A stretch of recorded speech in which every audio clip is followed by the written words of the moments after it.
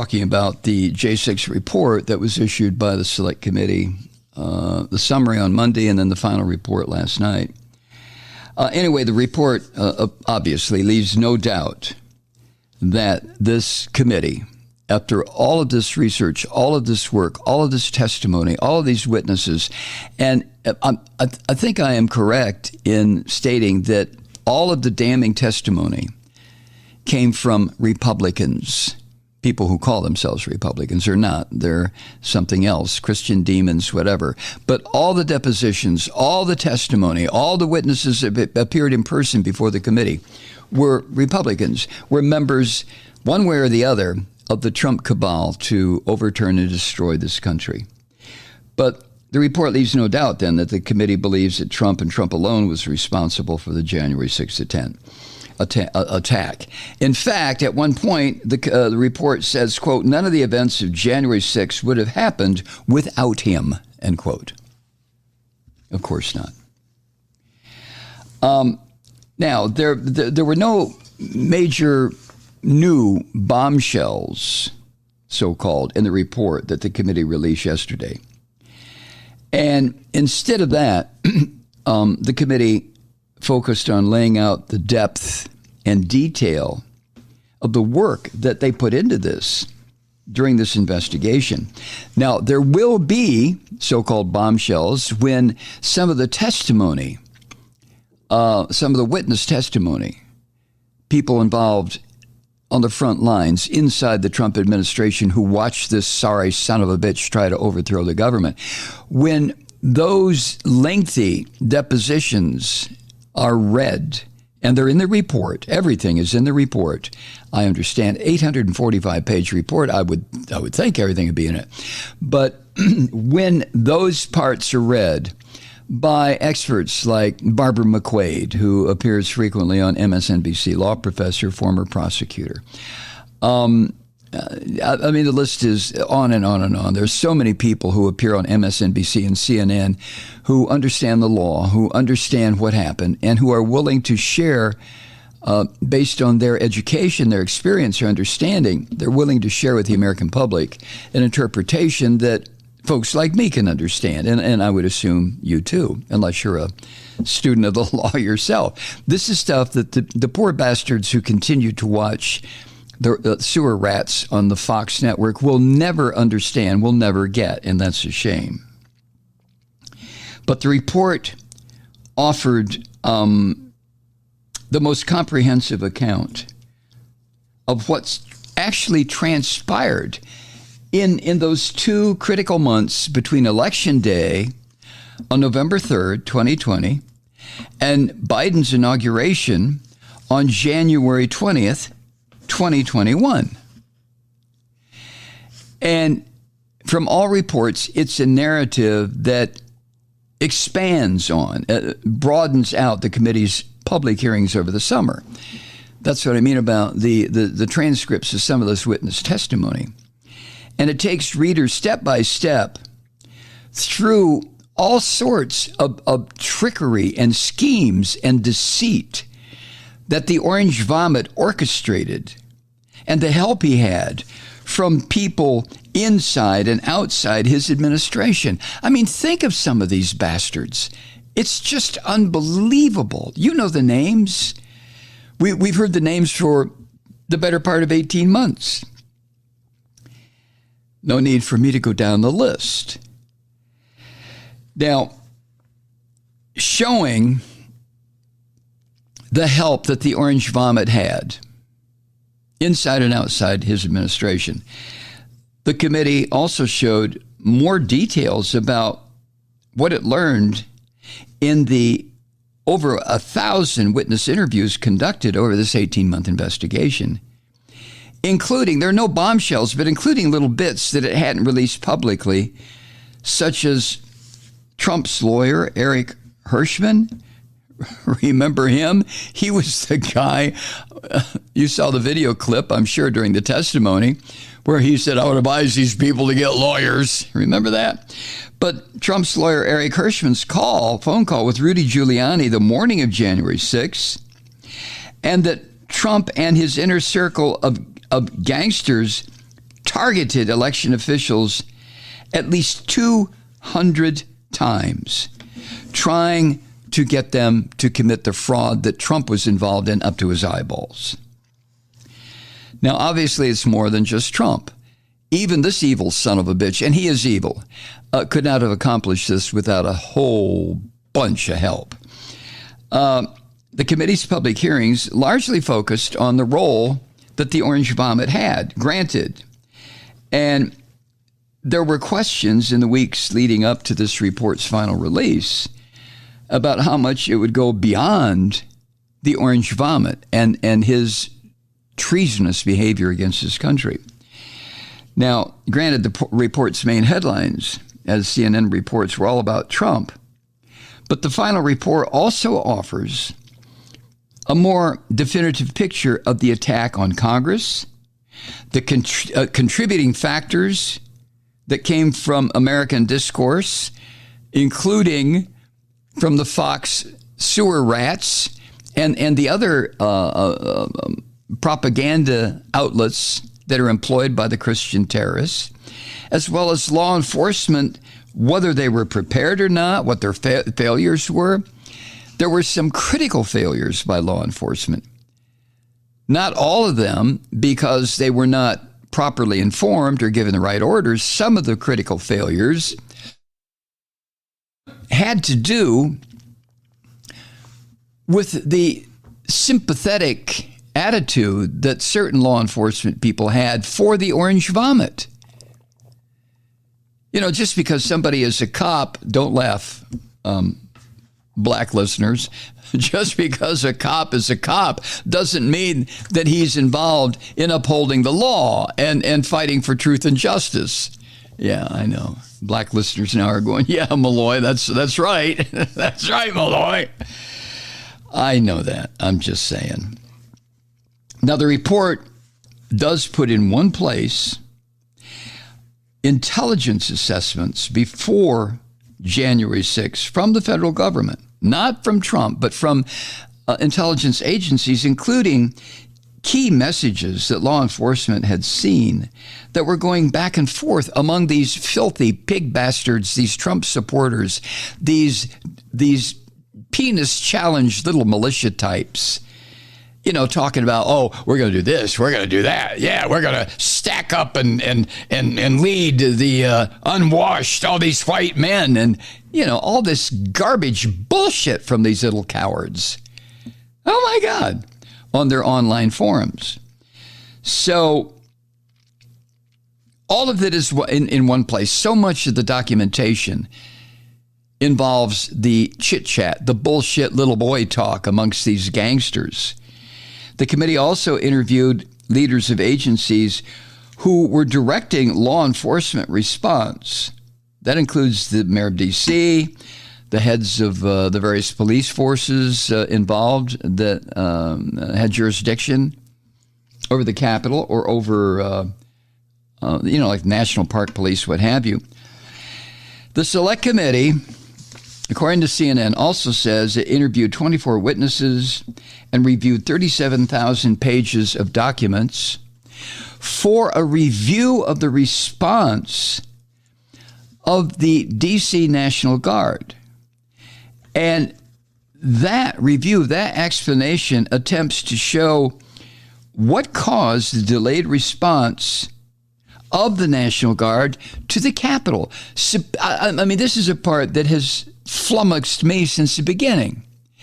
If this would have been Black Lives Matter types or a coalition of peace and justice types who were demonstrating 10,000 strong at the White House, at the Capitol building, if this would have been, any other thing I can think of where all these people showed up and started attacking the Capitol Police and the D.C. police, holy shit, the Marines would have been immediately sent. National Guard, forget that. It would have been combat-ready, active-duty troops. What happened? The United States was under attack, the worst attack since the War of 1812. What happened? where it concerns no response from the military that we spend $1 trillion goddamn dollars a year keeping battle ready. Well, the orders had gone out. And the orders were, don't anybody fucking move. From the President of the United States, the Commander-in-Chief, Jesus Christ's brother, don't move. Well, we all know that the military, the rigid bar up the military's ass is chain of command. I don't mean that disrespectfully. I mean, that's just the way it is. Chain of command. You don't act independently once you enter the military. You do exactly what the person above you in terms of power has ordered you to do. And he or she is doing the same thing as the order from above them and above them and above them. And it works its way back to the commander-in-chief. The commander-in-chief in this instance happened to be this filthy, rotten, treasonous pig, Donald Trump. Now, the committee also had some problems trying to corroborate a hearsay account, secondhand account, from former Trump aide Cassidy Hutchinson, who I think should be considered one of the absolute heroines of this particular episode of American history. I mean, I really do. What this young woman did to me was just extraordinarily brave and committed to justice and truth. And they had a hard time because the people around her are lying son of a bitches, lying sewer rats. But the committee couldn't corroborate that she was told Trump lunged at his lead Secret Service agent while in his presidential SUV on January 6th. That's when he was trying to grab the steering wheel because he was angry that he wasn't being taken to the Capitol to be with his bums and his scum. So, as CNN reports, maybe it's an attempt to pivot beyond that explosive anecdote itself. Maybe that's the reason the Select Committee emphasized that their goal was to discover the intent behind the Orange Vomit's actions in the SUV. So there were bunches of witnesses, including Trump's press secretary at the time, Kayleigh McEnany, and the Secret Service press secretary, who have testified that Trump demanded to go to the Capitol and was pissed off when he was told he couldn't. Which, as far as I'm concerned, I feel this way, and this may show my naivete, but I wouldn't challenge anything that Cassidy Hutchinson said. I just wouldn't.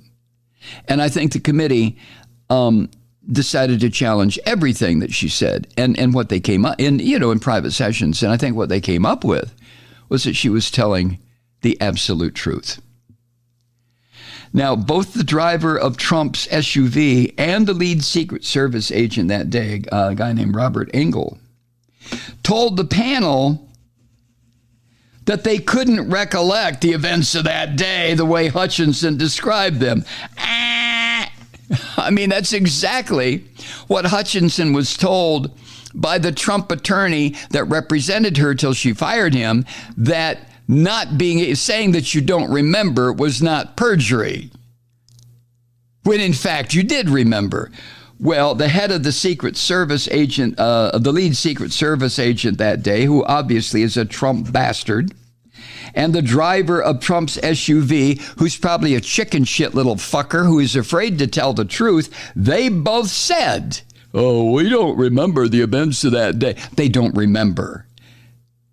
You're in the Beast, the president's fully armored SUV, while this crazy son of a bitch makes a grab for the wheel or a grab for the driver, and he's told, no, that's not going to happen, Mr. President. We're going back to the White House. And you don't remember that? Oh, okay. The panel the J6 panel wrote in their, I think it was, I don't know if it was in the summary or in the final report, but they wrote this, according to CNN, quote, Engel, who was the head Secret Service agent that day, Engel did not characterize the exchange in the vehicle the way Hutchinson described the account she heard from Deputy White House Chief of Staff Tony Ornato. And Engel indicated that he did not recall President Trump moving toward the driver. He didn't recall. I mean, you're in a closed little space inside an SUV, and you have a psychotic son of a bitch named Donald Trump, and he's screaming and lunging and trying to get the vehicle to go to the Capitol building so he can watch and revel in what he had caused, and you don't remember that? Pardon me. Bullshit! Thank you. Engel, the lead Secret Service agent that day, also told the panel he didn't remember being present when Ornato told the story with Cassidy Hutchinson in the room. I have no recollection of that. Jesus.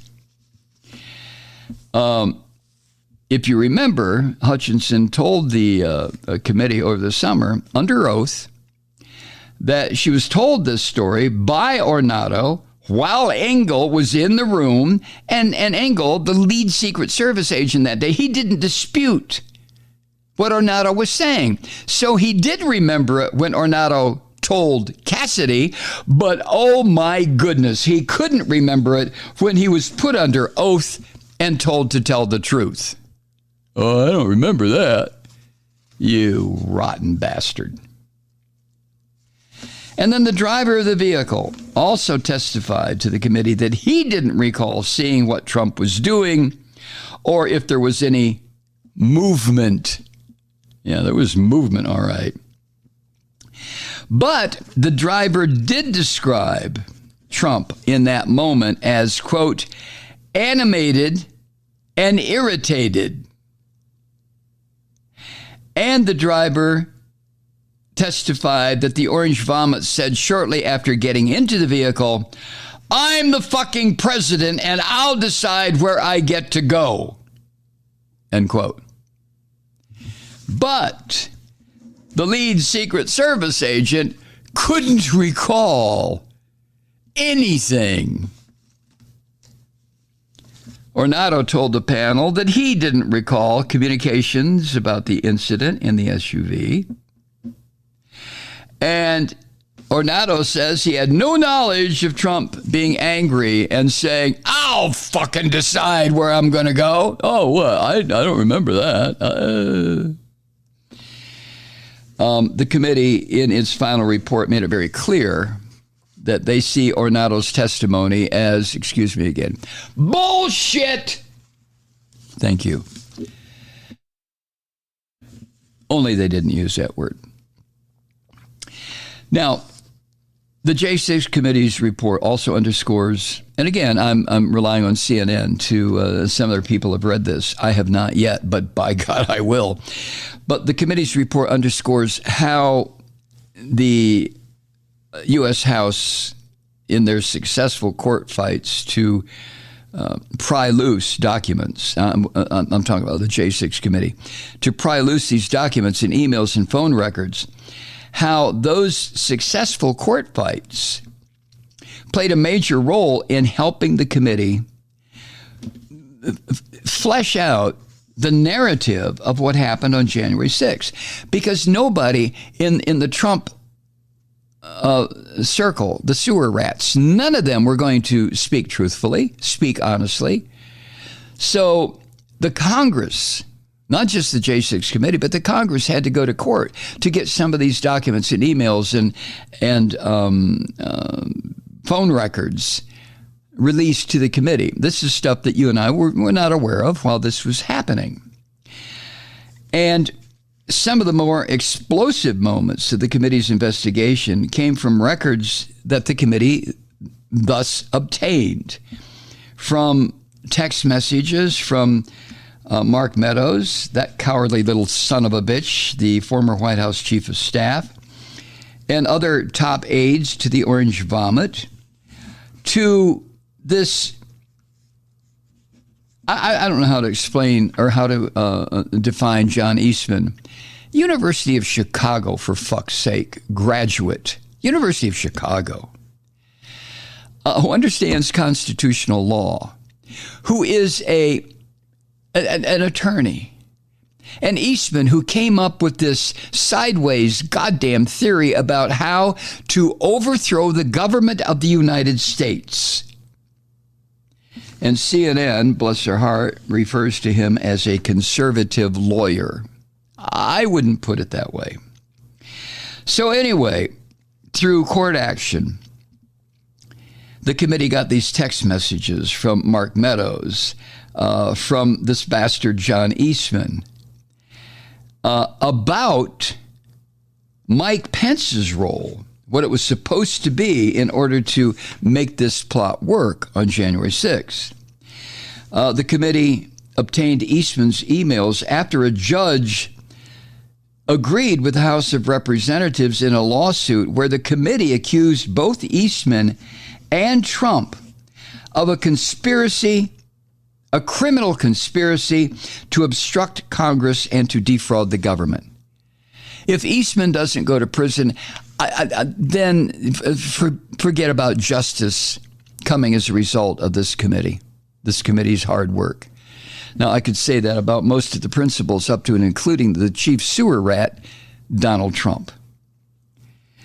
The report did include, according to CNN, some new details from those emails, including how the traitorous scum John Eastman emailed Trump's assistant the day Eastman drafted his memo that falsely claimed that Pence could block the certification of the election.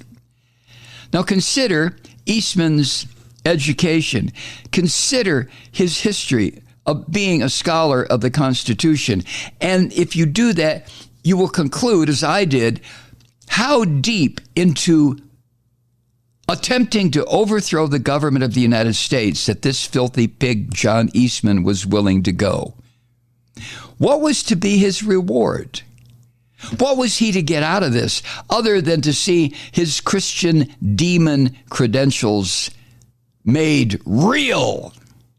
I don't know what else. Maybe the new government's attorney general? Maybe the enforcer of religious bullshit like Iran has?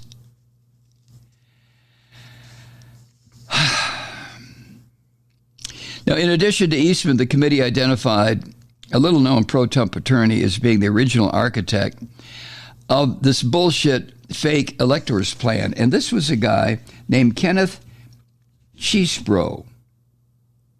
The report says this, quote, "The fake elector plan emerged from a series of legal memoranda written by an outside legal advisor to the Trump campaign, Kenneth Chesebro," end quote.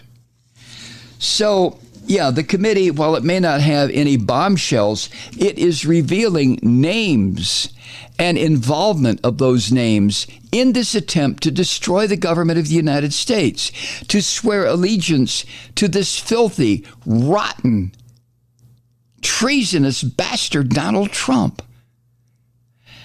And, you know, people do this kind of stuff unless there is some promise, a promise of some sort, that if they're willing to so totally turn themselves into just filthy, filthy traitors to the United States, there's going to be a reward.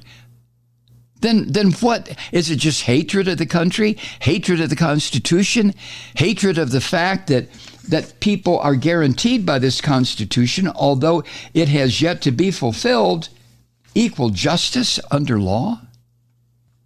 I guess maybe that's it. Hi, Truth Seekers. Mike Malloy here. You know, the Progressive Voices Network brings you commercial-free commentary from today's leading progressive radio hosts and pundits, like me, Mike Malloy, 24 hours a day. I'm not your typical old guy from the 80s or the 90s talk radio host, and Progressive Voices is not your typical talk radio network. It's a listener-supported nonprofit with no corporate control whatsoever over our broadcast. So hosts like me, Mike Malloy, are free to rant and scream and carry on about whatever we like. We're often controversial, but we're never boring. Weeknights, 9 p.m. in the East, 6 p.m. in the West on the Progressive Voices Network. Always progressive, always on. I'm Mike Malloy. Keep it lit.